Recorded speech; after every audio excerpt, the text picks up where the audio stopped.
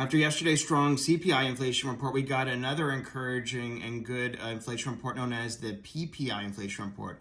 It's the producer price index inflation report. It's the prices businesses face and their wholesale prices, and it's very important in light of the tariffs. And what we saw was a disinflationary trend.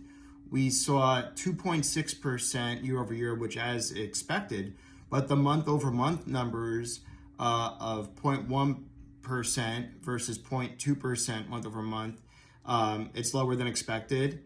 And then for core, which is minus volatile food and energy, that was 0.1% month over month compared to 0.3%, and then lower on a year over year level of 3% compared to 3.1%.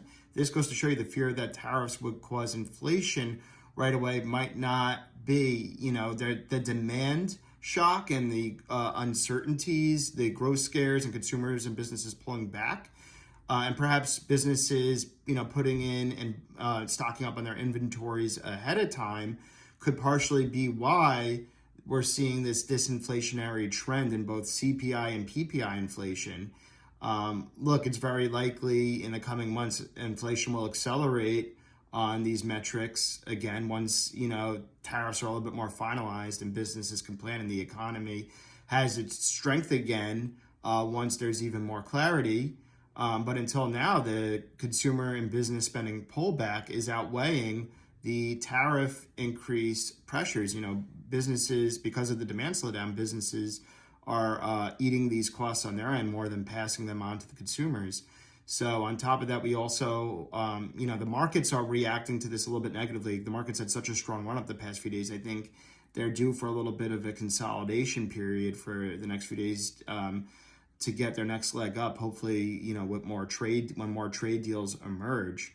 The China deal, seemed more symbolic than anything. It wasn't much different than the agreement reached a few weeks ago back in Geneva. And in fact, China might have more leverage because they're allowing us to use their rare earth materials and magnets, but for 6 months.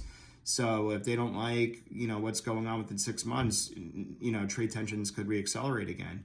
And then I also want to talk about quantum computing. Jensen Huang at an NVIDIA keynote yesterday said that quantum computing is at an inflection point, and he had quantum stocks soar 20-30%, like Rigetti, QUBT, but QUBT soared close to 30%. It doesn't really have real quantum computers yet. So I think some of those stocks went a little bit too far too fast because of those comments. I still like IBM, IonQ, Google, Microsoft, and Amazon. I think they're better, safer plays to play the quantum space. Those other smaller plays, I think, ran up a little bit too far too fast.